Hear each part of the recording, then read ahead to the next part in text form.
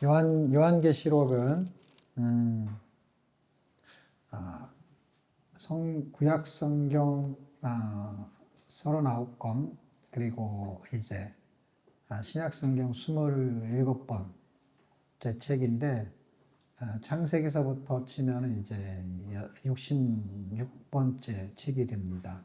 그런데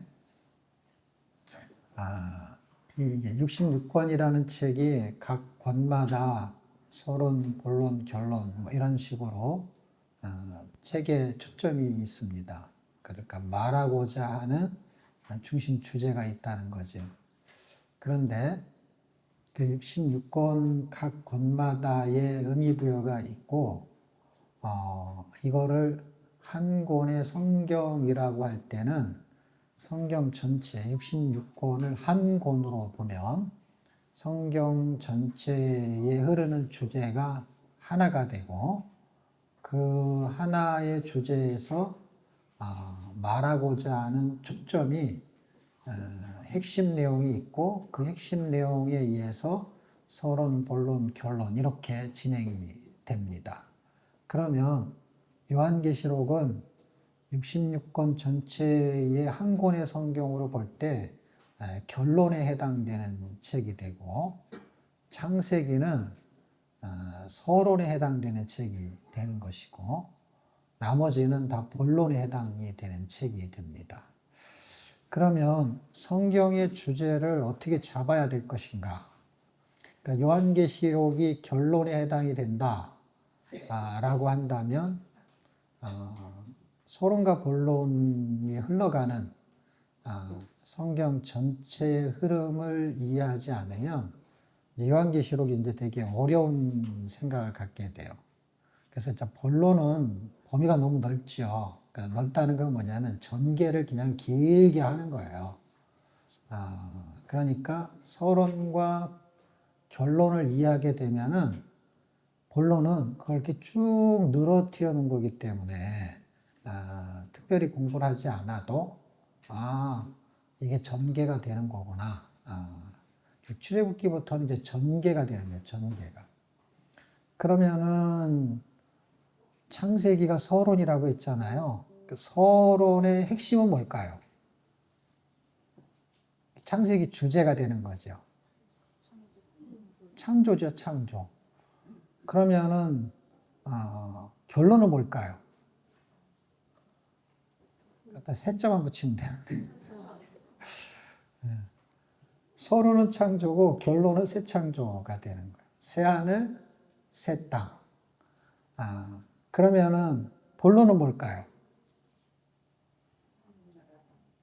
창조를 했는데 사람들이 창조했을 때 하나님의 목적은 그러니까 하나님이 사람을 창조했을 때 그 목적이 하나님이 사람하고 같이 살고 싶어서 창조했어요. 그러니까 죽이려고 창조한 게 아니라 살려고 창조를 한 거예요. 그러니까 사람이 태어나서 죽잖아요. 원래 죽으면 안 되는 거예요. 왜 죽으면 안 되냐면 계속 살게 만든 거예요. 살게. 그런데 전개 과정에서 사람이 하나님의 말씀을 듣지 않으면 죽음이라는 걸 경험하게 돼요. 죽음을 경험하게 되는데 그 죽음이 눈에 보이는 죽음은 육신의 죽음이에요. 눈에 보이지 않는 죽음은 육신에 반대되는 거. 영혼이 죽는 거예요. 그러니까 창조의 목적은 하나님과 같이 사는 영인데 그 영을 눈에 보이게 하는 게 육이에요. 그래서 눈에 보이는 것이 계속 살고 있으면 영이 하나님과 교제하는 개념을 이해하는 게 육신의 눈으로 이해하는 거예요. 하나님하고의 관계가 깨지면서 육이 무너지고 그 다음에 영이 하나님을 떠나게 되는 거예요. 그러니까 하나님과 함께 살고 싶은 것을 사람이 죄로 인해서 하나님과 분리가 되는 것을 타락이라고 해요. 그런데 분리가 되는 것을 하나님이 다시 연합을 시켜요. 그걸 구원이라고 하는 거예요. 그랬을 때 발생하는 본론의 과정들을 뭐라 그러냐? 그걸 출애굽이라고 해요. 출애굽. 출애굽이라고 한다는 건 무슨 뜻이냐면 창조의 목적을 회복시키는 게 이제 출애굽기로 들어가는 거예요.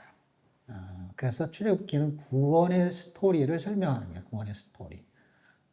그 구원의 스토리를 역학적으로 보여주기 때문에 신약 성경에서 예수 믿으면 구원 이렇게 말하는데 예수가 눈에 보이지 않죠. 구약에는. 출애굽에서는 어린 양으로 그걸 설명하는 거예요. 어린 양으로. 창세기에서는 이삭이 번제를 드려질 때 여호와 이레 그게 예수 그리스도를 예비했다 그 말이에요. 이제 이런 것들이 이제 본론에 해당이 되는 거고 핵심 주제를 이해해야만이 창세기, 출애굽기, 레위기, 민수기에서 쭉 이 구약을 거쳐서 신약의 복음서에서 유다서, 요한계시록 가기 전까지는 계속 본론을 그러니까 중심 주제를 놓고 하나님이 창조한 목적을 완전하게 회복하는 새하늘 새 땅으로 가는 과정이 전부 다 본론이에요. 그 본론은 창조의 목적을 회복하는 스토리를 전개시키는 거예요. 근데 그걸 누가 그걸 전개시켜서 그걸 회복시키냐 할 때 그 중심 인물이 예수 그리스도인 거예요. 어떻게 그럼 회복시키시냐? 그분이 죽어서 그분의 피를 값주고 사서 생명을 살리는 거에는 이 죽어야만이 생명이 살아나는 그 원리. 그래서 사람은 태어나면 죽지만 영원히 사는 거예요. 그거는 예수 믿는 사람한테만 해당되는 거 아닙니까? 예수 믿는 사람한테 해당되는 게 아니라 예수 안 믿는 사람한테도 해당된다는 걸 잘 이해하셔야 돼요. 그건 어디에 나오냐면 요한계시록에 나오죠. 어떻게요? 예수를 안 믿는 사람도 영원히 사는데 사는 위치가 달라. 어디에서 영원히 살아요? 지자로 시작하고 옥자로 끝나. 어디요? 지옥으로. 예. 그리고 그럼 지옥에 가기 전에서는 어디에 사는 줄 아세요? 지옥에 가기 전에는 감옥. 세상이라는 감옥, 돈이라는 감옥에 갇혀 살고 자기 생각에 갇혀 살아요. 그걸 감옥이라 그래, 감옥. 눈에 보이는 감옥은 이렇게 깜빡에 갔다 그러는 그 감옥을 눈에 보이지 않는 감옥에 사는 거예요. 그러니까 옥살이를 하는데 옥살이. 그 옥살이를 하고 있는데 영원한 옥살이로 가기 전에 세상의 옥살이에서 해방이 되는 거 그게 출애굽기예요. 애굽에서 나오는 그 애굽은 세상을 상징해요. 그래서 거기서 나오는 거, 죄에서 해방되는 거, 노예, 감옥에서 해방되는 거, 그걸 이제 구원이라고 합니다. 그래서 요한복음에도 이미 말씀을 해놨어요. 어떻게 해요? 사람들이 하나님을 믿는 사람과 믿지 않는 사람들이 어떻게 구분되느냐? 영벌과 영생으로. 근데 우리는 영생을 되게 공부를 많이 하기 때문에 영벌을 공부를 안 해요. 그러니까 예수를 믿든 안 믿든 끝까지 같이 사는 거야. 그럼 부활은 누가 하느냐? 부활을 둘 다 해요.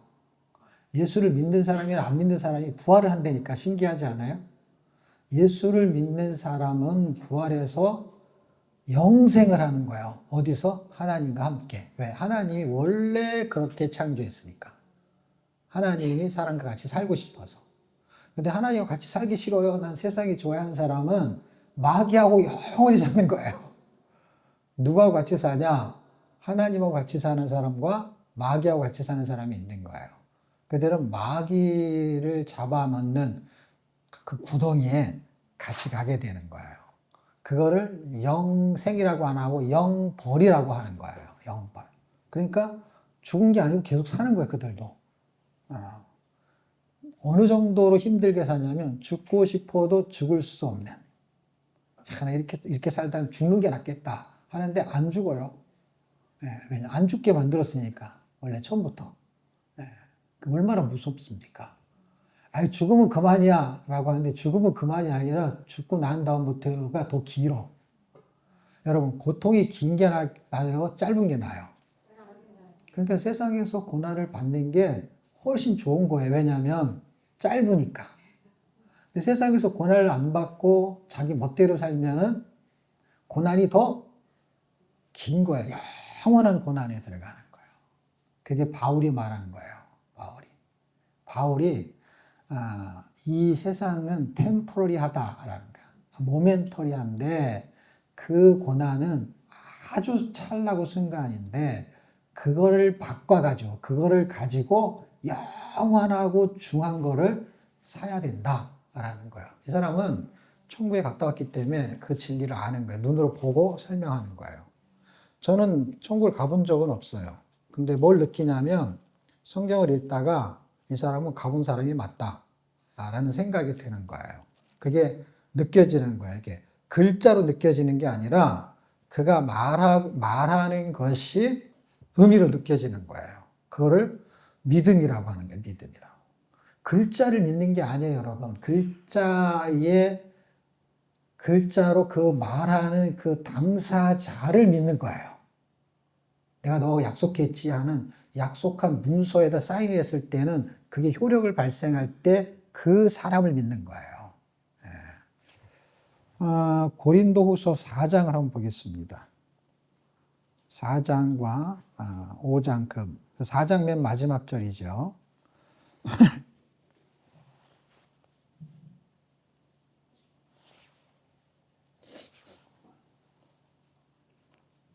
(4장) 16절서부터 보면 좋은데 일단 16절은 무슨 뜻인지 알 테고 제가 말한 것이 이제 17절이에요. 17절.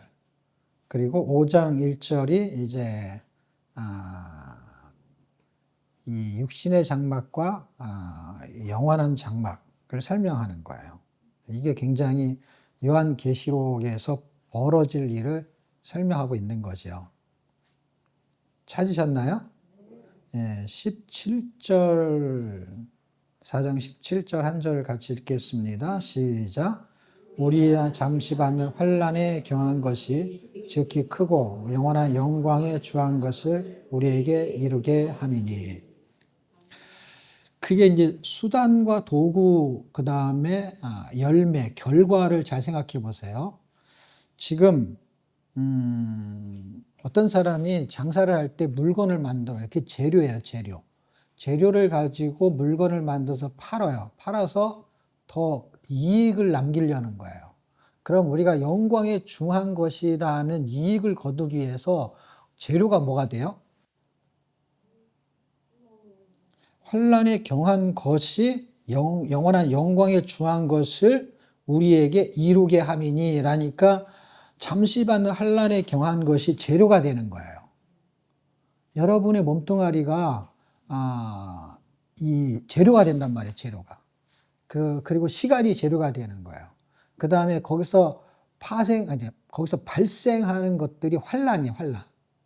그러니까 예를 들어서 그 환난이라는 것을 환난, 시험, 고난 이거를 그냥 다 싸잡아 가지고 환난이라고 하면은 시련 이런 것도 있어요.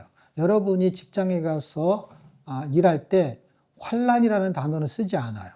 고난이라는 단어를 쓰지 않아요. 근데 약간 시련은 있을 수 있다고 하세요. 왜냐 힘드니까. 약간 경중이 낮은 거의 단어가 시련이라는 단어예요. 근데 이름이 크면 어떻게 해요? 직장에 가서 일하는 게 아주 고난스러워. 그러면 약간 상사가 너무 힘든 사람을 만나면 그냥 직장에 가는 게 고난이야, 고난. 근데 직장에 다니면서 막 너무 힘들어. 그러면 아주 환난이야, 환난. 직장에 가면 아주 그냥 너무 힘들어. 윗사람은 자꾸 누르지, 밑에 사람 말 안 듣지, 그래서 직장에 가면 가기가 싫어. 일이 힘든 건 두 번째고, 사람이 너무 힘들어. 근데 그런 경우는 다 그만두기 때문에, 그리고 이제 좀 좋은 직장을 찾아가요. 근데 직장은 일단은 시련이 있잖아요. 뭔가를 내가 힘들어도 지하철 타고 가야 되고, 그걸 지옥철이라고 하잖아요. 가가지고 지옥철 타고 가면 어딜 가겠어요? 지옥에 가는 거지. 지옥철을 타고 천국 갈 수는 없잖아. 은하철도 999 타야 은하계를 가는 거고. 그 이름이 수원행, 그럼 수원을 가는 거지. 지옥철은 지옥을 가는 거지. 그러니까 그걸 타고 가면은 결국 가고 간 게 어디예요? 직장이잖아요. 그 직장이 지옥인 거예요. 그 직장을 다니고 싶어요? 다니기 싫어요? 다니기 싫은데 가는 거잖아요. 안 갈 수가 없으니까. 이거를 힘들면은 환란이라는 단어, 들이들면 고난, 뭐 시련 이런 식으로 말할 수 있는데 그게 좋은 걸로 해석하냐 나쁜 걸로 해석해 그 차이지 그게 없이 열매가 없자 이 말이에요. 그러니까 고난이 없이 영광이 없다 다 똑같은 말이잖아요. 어떤 수고가 없이 열매가 있냐. 농사를 짓는 것도 그게 환란이다 막 그 고난이다 이런 말까지는 안 들어도 수고라는 단어를 쓰잖아요. 수고를 하지 않고서 열매는 없지 않냐 그 말이죠. 근데 성경에서는 이게 영적 전쟁이기 때문에 수고라는 단어보다 환란이라는 단어를 더 경하게 쓴단 말이에요. 그러면 수고와 환란이 같은 말이냐? 같은 말이에요. 고린도전서 15장 바로 뒤에 있으니까 그 나타나는 현상을 환란과 고난이라고 하는 거고요. 그거를 감당하는 사람한테 뭐라 그러냐면 수고라 그래요. 그래서 같은 말이에요. 같은 말. 단어는 틀린데 의미상은 같은 의미를 부여할 수가 있어요. 15장 58절입니다. 찾으셨나요? 고린도전서 15장 58절 시작. 그러므로 내 사랑하는 형제들아 견고하며 흔들리지 말며 항상 주의 일에 더욱 힘쓰는 자들이 되라. 이는 너희 수고가 주 안에서 헛되지 않은 줄을 알미라. 지금 고린도서 15장까지 오기까지에는 고린도 교회에 여러 가지 문제점이 많았기 때문에 그것 때문에 나타나는 고난, 뭐 시험 뭐 이런 게 있잖아요.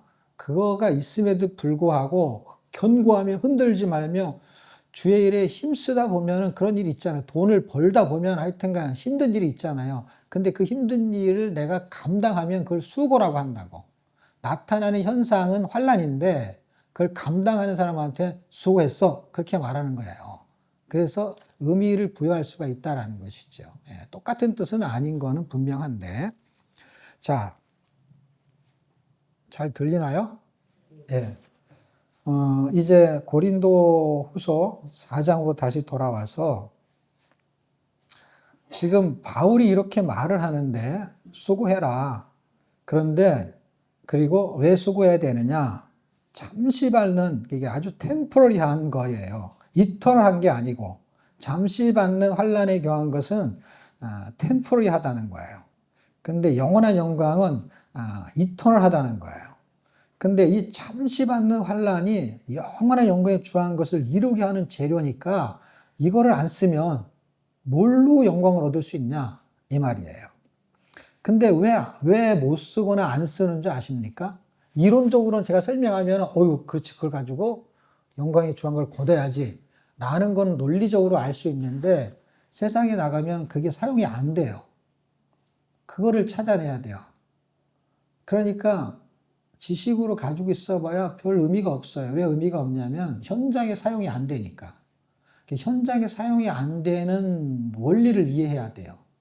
왜 이해해야 되냐면 세상은 현장에 사용이 돼요. 내 몸뚱아리가. 왜? 눈에 보이니까. 직장이 눈에 보이잖아요. 그 다음에 월급이 눈에 보이잖아요. 그러니까 그냥 차 타고 가는 거예요. 그냥 가기 싫은데. 왜? 눈에 보이니까. 그렇지. 내가 조금 수고하면은 한 달을 편안하니까. 내가 조금 수고하면은 내가 평생을 편안하게 연금을 받을 수 있으니까. 계속 그걸 붙는 거예요. 계속. 왜냐하면 눈에 보이니까. 근데 영적인 거는 눈에 보여요, 안 보여요? 안 보여요. 그래서 이걸 바울이 다 알기 때문에 18절을 기록한 거예요. 18절을 읽겠습니다. 시작. 우리의 돌아보는 것은 보이는 것이 아니요 보이지 않는 것이니 보이는 것은 잠깐이요 보이지 않는 것은 영원함이라. 그래서 요한계시록을 이해하려면 안 보이는 것이 보여야만이 요한계시록을 이해할 수 있어요. 왜 요한계시록만이 아니라 성경 전체가 다 그런 말인데 일단 우리가 요한계시록을 하니까 왜냐하면 요한계시록은 육적인 느낌보다는 영적인 느낌이 더 많기 때문에 환상에 대한 풀이에요. 천국 보여요, 안 보여? 안 보이잖아요. 우리가 읽은 1장에서 5장까지의 내용 중에 4장과 5장이 천상의 이야기예요. 눈에 안 보이는 이야기예요. 2장과 3장은 눈에 보이는 이야기예요. 왜냐하면 땅에 있는 교회를 말한 거니까. 땅에 있는 교회가 하늘에 있는 교회하고 연결이 안 되면요, 땅만 바라보다가 끝나는 인생이에요. 땅 따먹기 하다가. 그래가지고 시골에 가면 다 부동산이 무슨 부동산 이렇게 안 써 있어요. 땅! 이렇게 써 있어. 나 차 타고 가다 보면 그냥 땅이 바닥에 있어야 되는데 간판에 있어. 그냥 땅이라고 써놨어, 땅이라고. 거기는 부동산이 집의 개념보다는 땅을 사고 팔아야 돈이 되고 시골에 가면 땅이 많으니까. 그러니까 그 땅을 팔기 위해서 간판에다가 땅이라고 써놨다니까. 오신 분들 있어요? 예, 그러니까 웬만한 사람은 다 봤네요. 그러니까 이게 땅에서 신앙생활을 하는데 우리의 본분은 하늘에 있단 말이에요. 저 교단 총회에 있는 게 아니라. 교회의 본분은 어디에 있다고요? 하늘에 있어요. 그래서 2장, 3장이 끝나면 4장, 5장하고 연결되는 게 다 그 순서가 있는 거예요. 순서가. 지금 요한계시록 순서대로 진행되는 내용은 아니에요. 그러나 순서의 의미도 상당한 의미를 부여하고 있어요. 자, 어쨌든 우리가 왜 영원한 영광에 주한 것을 놓치냐? 그것은 바보라서 그런 게 아니라 머리가 나빠서 그런 게 아니라 안 보여요. 안 보여. 예수를 믿는데 복 받는다라고 했을 때 복이 눈에 보이면은 진짜 바보가 아닌 이상에는요, 힘들어 다 할 거예요. 여러분 지금 월급 직장에서 얼마 받으세요? 정확하게 말 안 해도 돼요. 200만 원, 300만 원, 500만 원 이상 받는 사람 있어요? 1000만 원 하려고 그랬었네. 그러면 1000만 원 이상 받는 분 있어요? 한 달에 1000만 원 이상 받으려면은 적어도 이제 사장급은 돼야 돼요. 그러니까 어떤 조그만 회사에 사장 정도는 되면 연봉 1억 정도 돼서 한 달에, 아니면 정말 좋은 회사를 다녀서 뭐 구글 같은 데는 뭐 연봉이 막 예전에 1억 넘는다고 들었으니까 제가 오래전에 벌써 지금 더 될지도 모르겠네요. 근데 이제 한국에서는 그런 경우는 극히 드물고 바지 사장 정도 되더라도 그 정도는 받아요. 그런데 예수를 믿으면은 한 달에 1억씩 준다 그러면 예수를 믿겠어요, 안 믿겠어요? 예? 제발 미치지 말어. 그래도 막 믿고 싶은 마음이 확 생길 거예요. 근데요, 성경을 읽으면요, 예수를 믿으면요, 복을 준다는 얘기는 써 있어요. 복을 준다고 했는데 어떻게 하면 복을 받느냐 할 때, 마음이 가난한 자는 복이 있나니, 심령이 가난한 자는 복이 있나니, 애통하는 자는 복이 있나니. 그러면 쭉 쓰다가 가장 큰 복을 주는 게 써 있어요, 맨 마지막에. 나를 위하여 핍박을 받은 자는 복이 있다니. 천국이 저희 것이며. 천국이 가장 큰 복인데 천국을 가지려면 주를 위해 핍박을 받아야 된대요. 산에 올라가서 땅을 파라거나 아니면 무슨 뭐라도 시키면 하겠는데 이 핍박을 받으라는 거예요. 그게 눈에 보이지 않는 거예요. 왜냐하면 천국이 눈에 안 보인다면, 나를 위해서 핍박을 받는 자는 한 달에 1억씩 주겠노라라고 하면은 내가 좀 받고 싶다. 교회에 사람들이 있는데 핍박 받을 사람 손 들어. 그러면 다 손 드는 거예요. 근데 뭐 식사 봉사할 사람 아니면 차량 볼사할 사람 그러면 난 안 할래요. 네. 그러니까 눈에 안 보이기 때문에 그래요. 눈에 보여주면 어떻게 해요?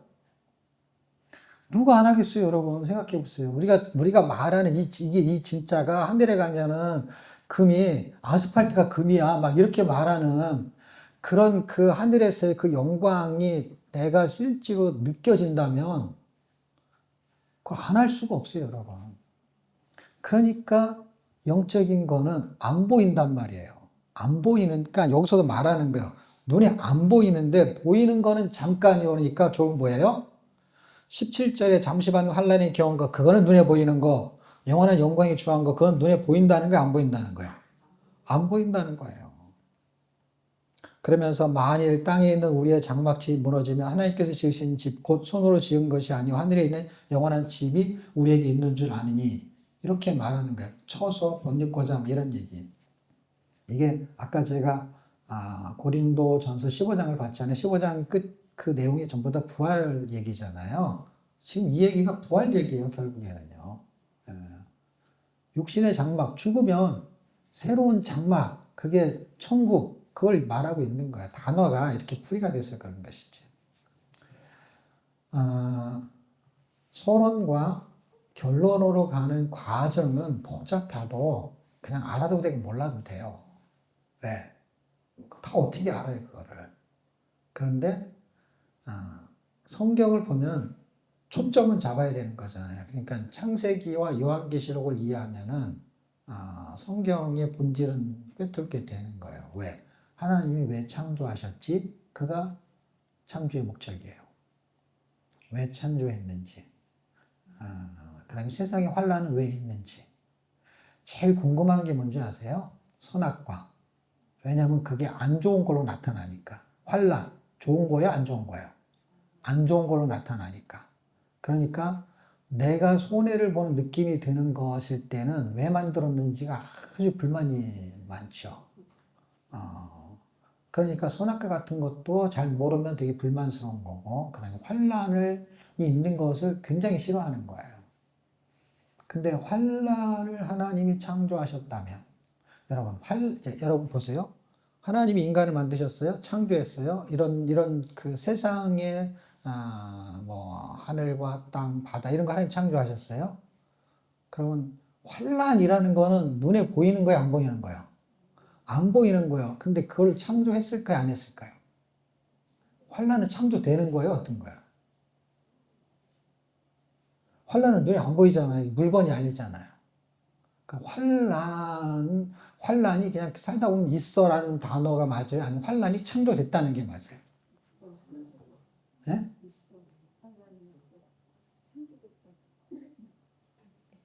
하나님이 세상을 만드는데요. 눈에 보이지 않는 그 추상 명사를 가지고요. 하나님이 창조하셨다는 단어를 써요. 놀랍죠? 평안을 그냥 이렇게 하나님 말씀대로 잘 두고 살면 평안한 마음이 평안해. 그러면 말 잘 들으면 평안해진다. 이렇게 되면 논리적으로 맞는데 이런 거 싹 빼버리고 하나님이 평안을 창조하셨대. 하나님이 환란을 창조하셨대. 이사야 45장. 왜냐하면 사람들이 요한계시록 가면 환란이라는 단어가 많이 뜨기 때문에 환란의 의미를 이해하셔야 돼요. 그리고 아까 우리가 잠시 있는 환란에 경한 것, 지금 환란이라는 걸 지금 이해를 하셔야 돼요. 환란, 고난 다 같은 말이라고 이해하셔야 돼요. 그러니까 막 요한계시록 때 오면은 막 핍박 있고 환란 있고 막 그런 것 때문에 무서워하잖아요. 그러니까 환란의 목적을 이해하지 못하면 요한계시록이 이해가 안 되는 거예요. 그냥 몇 장에 무슨 뜻을 알아봐야 아무 의미가 없어요. 왜냐하면 목적에 의해서 그게 파생이 되는 거니까. 45장 7절.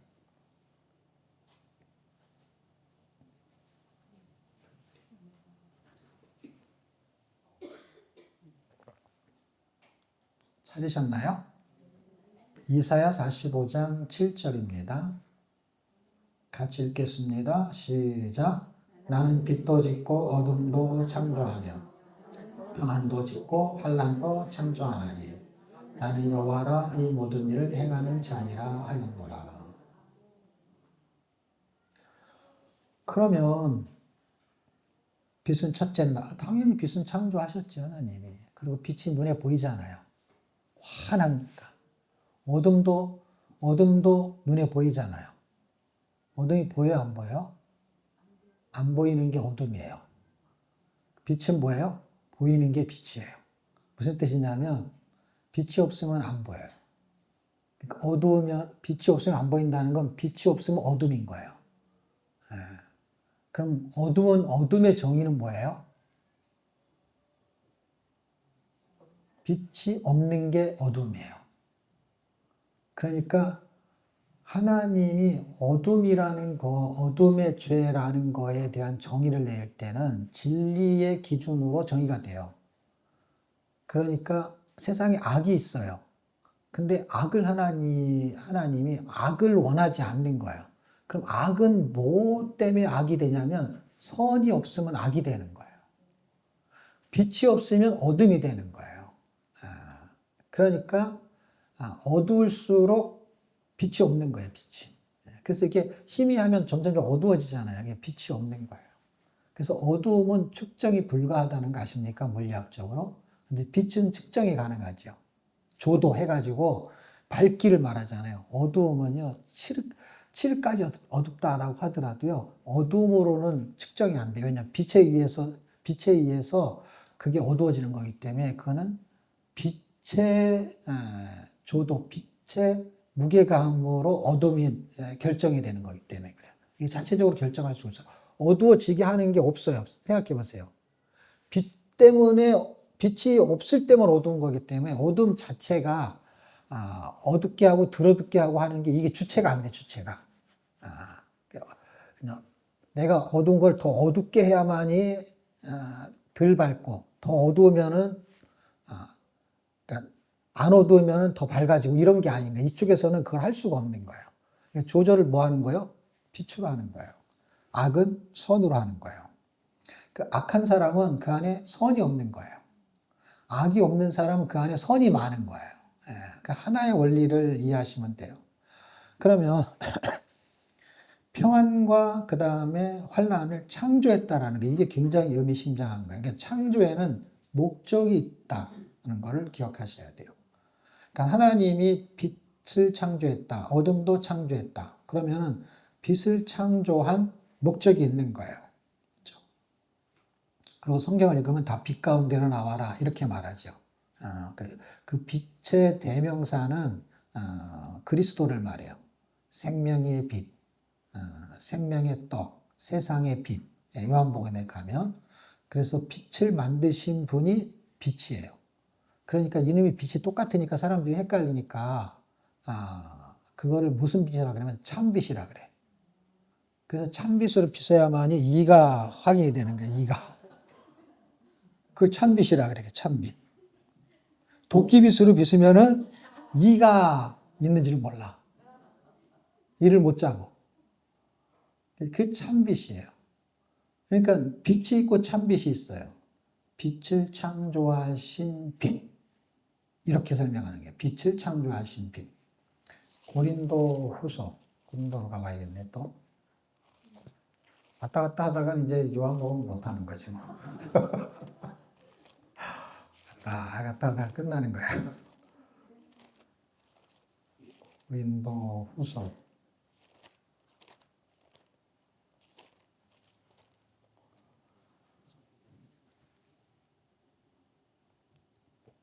이제 빛에 대한 이야기를 하는 게 이제 고린도후서 4장인데요. 그거를 복음, 그 다음에 광채, 영광, 그걸 빛으로 설명해요. 6절을 한번 보겠습니다. 6절.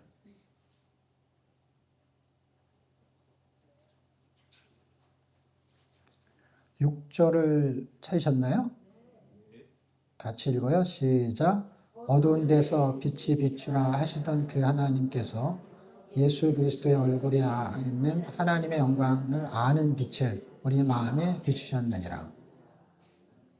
레이저 광선 이렇게 쏘는 그 빛이 아니에요. 그러니까 어두운 데서 빛이 비추라라는 게 뭐냐면 창세기 1장 3절에 빛이 있으라를 해서 빛을 만드셨던 그분이 빛이라는 거예요. 그게 맞아요, 틀려요? 맞다니까요. 맞는지 안 맞는지 또 사도행전 사도행전으로 가면은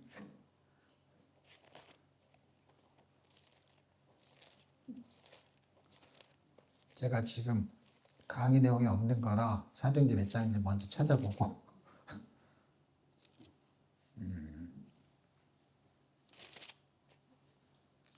사도행전 9장이 아니네요. 22장쯤에 있나?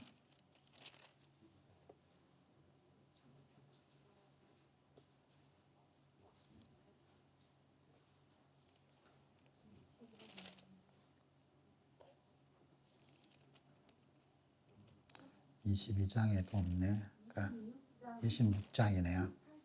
예. 26장이 있네요. 지금 이 이야기가 3번 반복하거든요. 9장, 22장, 26장. 똑같은 이야기인데 딱 여기만 나와요. 예. 그래서 여러분이 26장을 이해하려면 9장부터 보세요. 9장, 22장, 26장. 바울이 예수님을 만난 사건이에요. 근데 말할 때마다 약간씩을 틀리게 말해요. 틀리다기보다는 좀 더 자세하게 말한다고 봐야겠죠. 자세하게. 13절 찾으셨나요? 사도행전 26장 13절 같이 읽겠습니다. 시작. 왕이여 때가 정오나되어 길에서 보니 하늘에서 해보다 더 밝은 빛이 나와 내 동행들을 둘러 비추는지라. 해보다 밝은 빛, 그냥 해가 빛이잖아요. 그렇죠? 근데 빛이 있으라 하셨던 그분이 그 빛을 통해서 해를 만드셨어요. 해, 달, 별을. 첫째 날 만드신 그 빛으로 인해서 넷째 날 해, 달, 별을 만드셨는데 그거보다 밝은 빛이 있다라는 거예요. 그 빛이 누구냐? 예수님이라는 거예요. 하나님이 참 빛이라는 거예요. 그러니까 세상에서 만드신 빛은 참 빛의 모형인 거예요. 그래서 모형은 없어진다는 걸 아셔야 돼요, 여러분. 세상에 해와 달과 별이 없어진다니까요. 그래서 그를 요한계시록에 읽으면 기능이 없어져요, 기능이. 예수님이 죽으실 때, 그 다음에 부활하실 때 뭐가 나타나냐면요. 세상에서 말하는 해, 달, 별이 사시와 일자와 연화를 이루기 때문에 시간을 창조하신 거예요. 넷째 날에 시간이 창조된 거예요. 그러니까 시간의 주인이 예수님인 거예요. 그래서 예수님이 오시면 시간이 제로가 되는 거예요. 제로. 그래서 BC 몇 년 하다가 AD가 생길 때가 예수님이 오신 거예요. 시간이 없어져요. 시간의 주인이 예수님이니까. 그럼 나중에 예수님이 AD 몇 년 해서 언젠가 오실 거 아니에요? 그럼 또 시간이 없어져요. 왜? 왜 없어지냐? 해와 달과 별들이 기능을 잃어버린다라고 요한계시록 말해요. 그럼 무슨 얘기예요? 해와 달과 별들이 기능을 잃어버리면 날짜 계산을 못하는 거예요. 그들이. 그러니까 시간이 없어지는 거예요. AD가 있고 BC가 있어요. 그 다음에 그럼 없어지면 뭐로 바뀌어요? 시간이 안 바뀌어 이제는.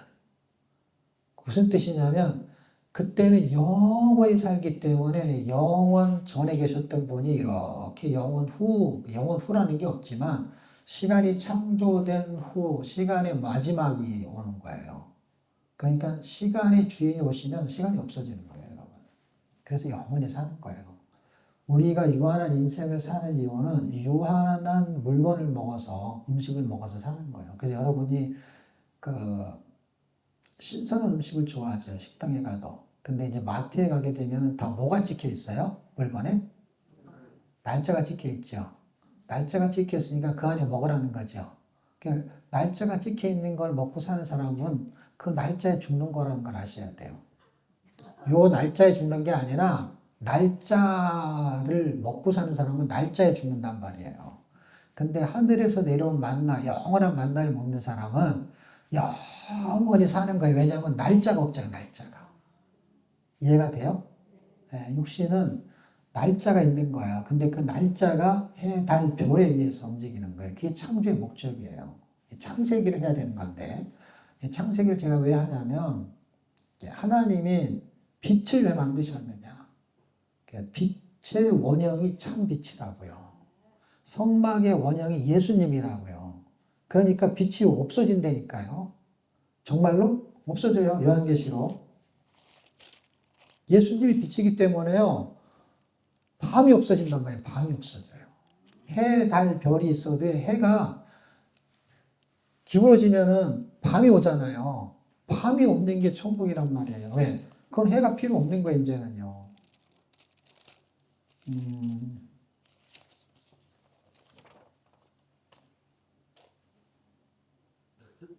21장 23절.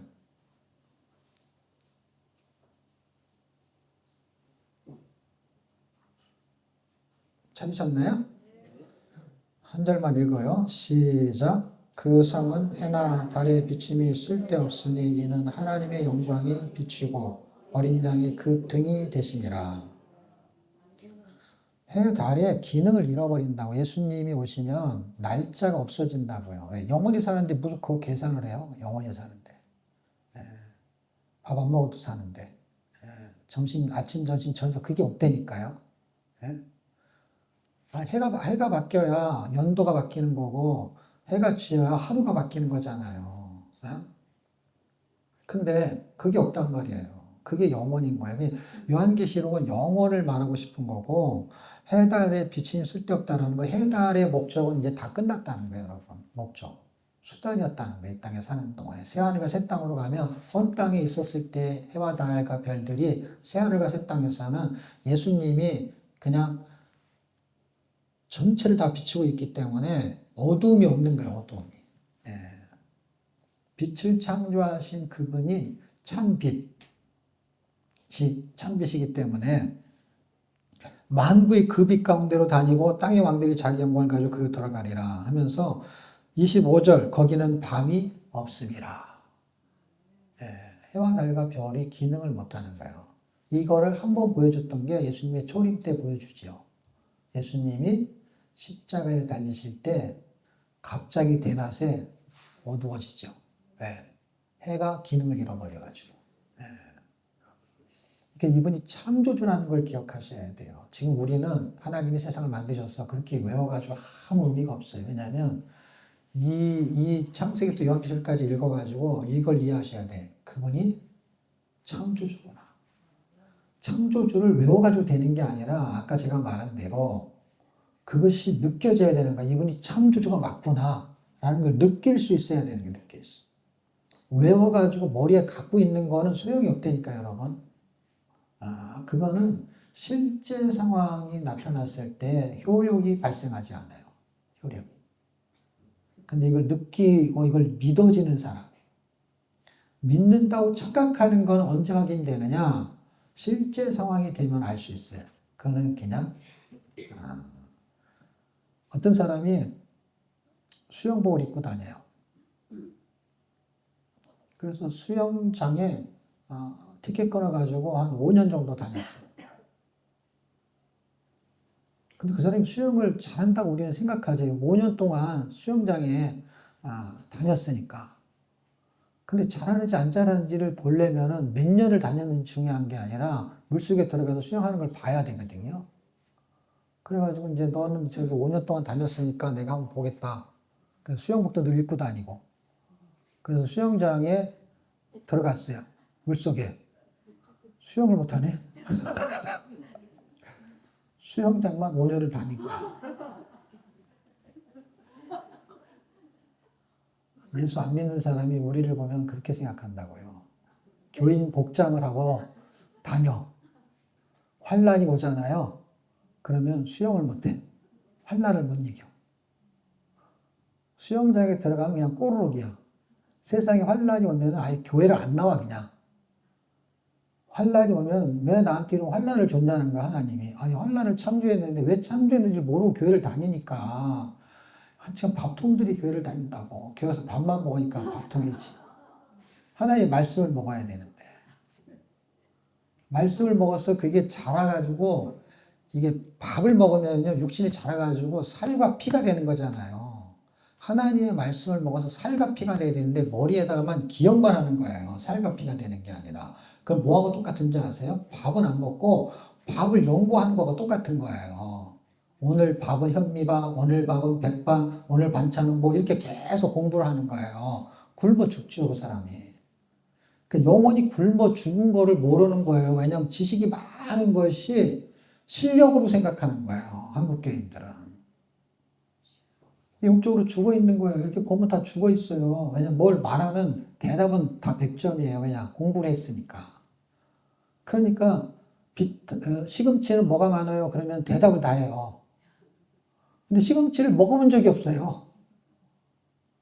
얘를 음식으로 설명을 하는 거예요. 예를 들면. 공부만 하는 거야. 창세기 무슨 책이야? 그러면 막 4대 사건, 4대 인물을 다 얘기해요. 그래서 창세기가 뭘 말하는지 그것으로서 영양가 있는 신앙생활이 안 나와준단 말이에요. 왜냐하면 공부만 했으니까. 이 한국교회 현실이 저는 엄청 심각하다고 생각합니다. 성경이 어렵고 쉬운 게 아니에요. 이게 믿어지느냐에 초점이에요. 지금 요한계시록 어렵지 않아요. 왜 어렵지 않냐면 믿어지면 이게 무슨 말인지 다 알아요. 다 알게 돼 있어요. 그리고 우리가 알아야 될 것 아닌 거는요, 몰라도 되는 게 많아요. 근데 우리가 알아야 될 거는 되게 관심이 없어요, 사람들이. 그리고 몰라야 될 것은요, 달달달달 외워요. 연대를 외우지 않나, 진영을 외우지 않나, 히브리 헬라어이 무슨 뜻인지 다 외워요. 근데 실제 상황에 하나도 쓰여지지 않아요, 그거는. 뭐 할 때 쓰냐? 제자 훈련할 때는 쓸 수 있어요. 가르칠 때. 근데 그 도구를 가지고 사용할 수 있는 예수 안 믿는 사람한테 그거 아무 설명 무슨 의미가 있어요. 그 다음에 마귀가 와가지고 우리를 발을 걸고 넘어지게 했는데 연대를 외우고 앉아봐 뭐 하냐고 그거를. 아무 상관이 없는 거를. 전혀 필요가 없다는 게 아니라 영적 전쟁에는 필요가 없는 것을 성경은 기록하지 않아요. 그게 연대예요. 그 성경에 연대가 안 나와요. 몰라도 되니까. 제가 심하게 얘기해서 연대길 하나도 몰라도 예수 잘 믿을 수 있기 때문에. 그 성경에는 안 나온다니까 진짜로. 그걸 연구해가지고 책을 만들어갖고 공부를 달달달달 한다니까요. 그럼 실력이 좋은 걸로 착각한다니까. 성경에서 실력이 좋은 거는 영적 전쟁에서 이기는 게 실력이 좋은 거예요. 영적 전쟁에서. 그래서 무럭무럭 먹어갖고 아이들이 잘 먹어서 막 크는 거를 되게 부모들이 좋아하는 거예요. 왜냐면 먹어서 막 자라니까. 하나님의 말씀을 공부한다는 의미는 먹어가지고 그것이 생명력이 있어야 된다는 거예요. 근데 생명력이 없잖아요, 지금. 이 시대가. 그래서 지금 제가 서론 얘기를 좀 다 못했어요. 지금 여기서 서론 얘기하고 이제 점심 먹고 할 때 이제 시간이 좀 더 그때는 여유가 있고 지금은 1시간밖에 여유가 없어서 서론만 하려고 그랬는데 서론을 하나도 못했어요. 그래서 좀 끝내야 될 판인데 그냥 도입으로 하려고 제가 준비한 건 하나 있어요. 그게 뭐냐면 부자와 영적인 얘기를 비유로 제가 들려고 해요. 이게 이제 도입을 하면서 이제 서론을 하려고 한 건데 그냥 그 정도만 해볼게요. 지금 아까 같이 앞에 있었던 거는 그냥 어떻게 하다 보니까 그냥 한 거예요. 어떻게 하다 보니까 한 거고 지금 제가 하고 싶은 얘기는 1시간 동안에 내가 요 정도 얘기를 해야 되겠다라고 준비한 분량이 있는데 그 준비한 분량의 서론이죠. 서론은 부자의 특징이 있고 가난한 자의 특징이 있어요. 부자의 특징은 뭐고 가난한 자의 특징은 뭘까요? 좋은 대학을 나왔냐? 아니에요. 여러분 좋은 대학을 정주영 씨라는 분이 좋은 대학을 나왔을까요? 근데 엄청난 부자였죠. 그러니까 원리를 잘 이해하셔야 돼요. 그래도 공부를 못하고 가난한 사람보다 공부를 많이 한 사람이 부자가 되지 않냐. 천만의 말씀. 서울대 박사 교수가 되더라도 부자 없어요, 여러분. 좋은 대학을 나오고 외국에서 학교를 나온 사람이 부자가 되는 사람은 퍼센트 1%도 안 돼요. 경우에 따라서 있겠죠. 근데 부자는 머리가 좋은 게 아니에요, 여러분. 그 다음에 학벌이 아니에요. 한국 사람만 부자가 되는 게 공부를 잘하는 걸로 착각을 해요. 진짜 부자는요, 공부를 못해도 부자가 될 수 있어요. 어떻게 운영을 해요? 공부 잘하는 놈을 돈 주고 시키니까. 회계사를 시키든지 격리를 시키든지 다 시키니까요. 부자가 되는 것은요, 돈하고 관계된 거잖아요. 그래서 부자의 특징은 금융 지식이 있는 거예요. 금융 지식이. 여러분, 경제학 박사가 부자가 되는 줄 아세요? 경제학 박사가 부자가 없어요, 여러분. 너무 신기하지 않아요? 부자의 특징은 금융 지식이 있어야 돼요. 그러니까 가난한 자의 특징이 뭔지 아세요? 금융 문맹이에요. 한국 사람들은 대부분이 가난해요. 왜냐하면 공부만 해요. 바보들이 부자가 되고 싶어서 하는 게 공부예요. 그런데 진짜 똑똑한 유대인들은 미국의 1%밖에 안 돼요. 유대인이. 근데 미국을 장악해요. 왜? 금융을 장악했기 때문에. 뭐 골드만삭스 뭐 그런 거 들어보셨어요? 그거 다 유대인이에요. 예. 그러니까 금융권을 싹 장악해요. 그 다음에 정치로 입문해가지고 정치 세력이 돼요. 그래서 미국에 있는 유태인은 1%밖에 안 되는데 미국을 내 대통령이 꼼짝 못해요. 그러니까 이스라엘은 최우방국이에요. 알아서 그냥 기어야 되는 거예요. 이스라엘을 위해서는 미국이 헌신을 해야 돼, 헌신을. 안 하면 한순간에 날아가는 거예요, 한순간에. 예, 돈이 다 거기서 나오고, 정치의 그 세력들이 다 거기서 나오고, 엄청난 세력이. 금융 지식이 없는 나라가 한국이에요, 한국. 그냥 공부만, 대학만 보내는 거예요, 대학만. 그래갖고 직장에 다니면 누구 밑에서 일하냐? 부자 밑에서 일하는 거예요. 정주행 회장은 대학도 안 나왔는데 대학생들, 대학교 나온 사람들이 그 밑에서 일하는 거예요. 네. 부자는 금융 지식이 있어야 돼요. 그러면 지금 이 땅에 우리가 사는 거에 예수 믿는 사람들은 영적 전쟁을 하는 거예요. 영적 전쟁에서 승리하는 사람은 무슨 지식이 있어야 돼요?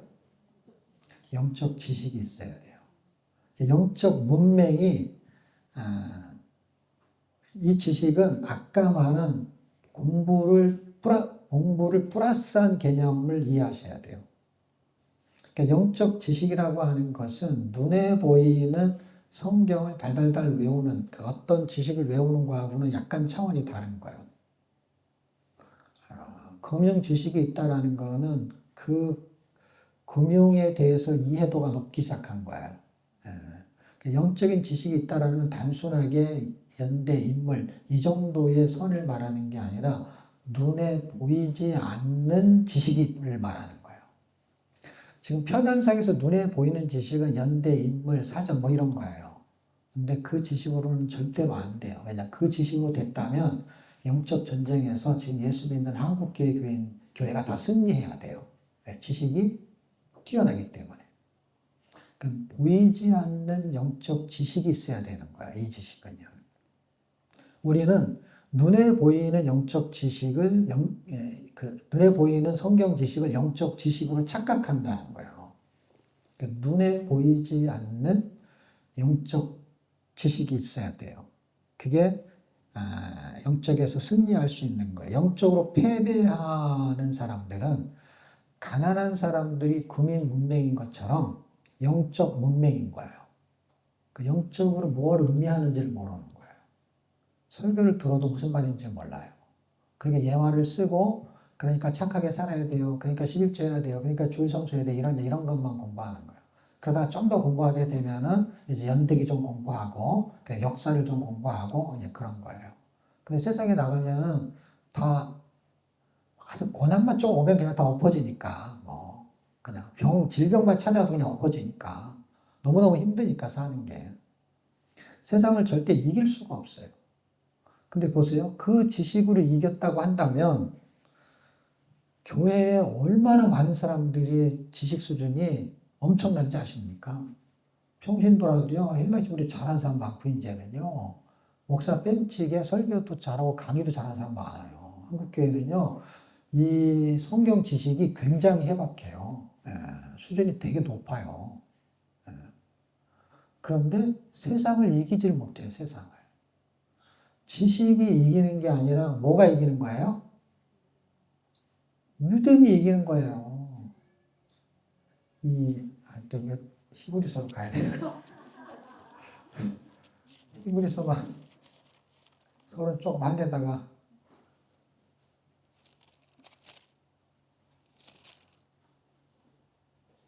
믿음장이 이제 11장이잖아요. 히브리서. 11장에 믿음이 있는 그 사람들을 세상을 어떻게 얘기했느냐 하는 말이 11장 38절에 기록되어 있습니다.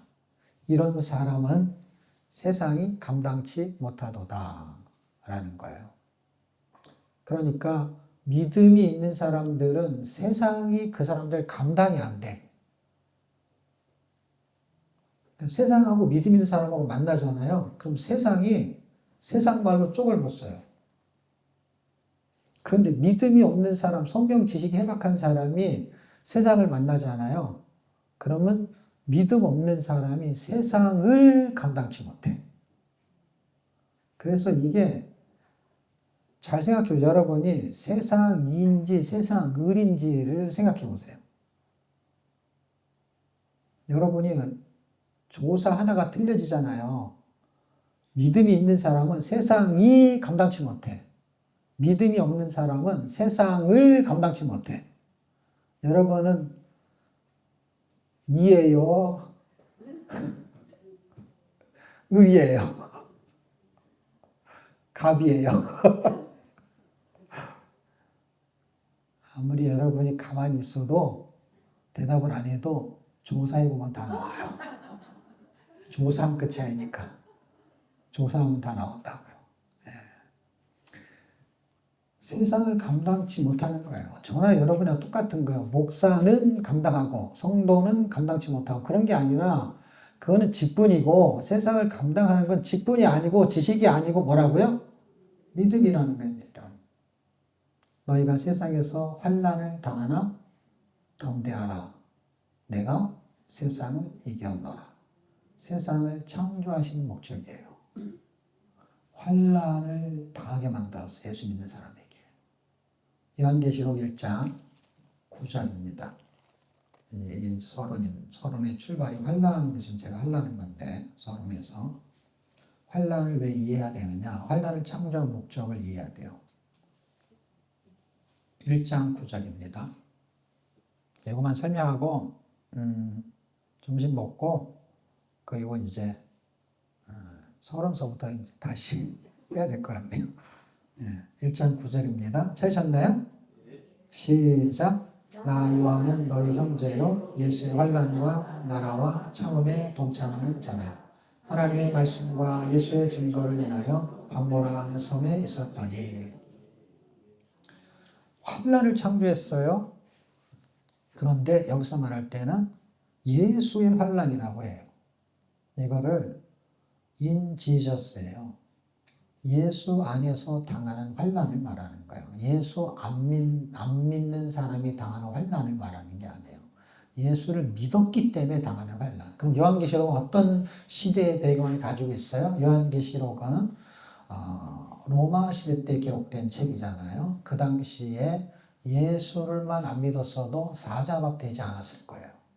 예수만 안 믿었어도 직장에서 잘리거나 직위를 해제당하지 않았을 거예요.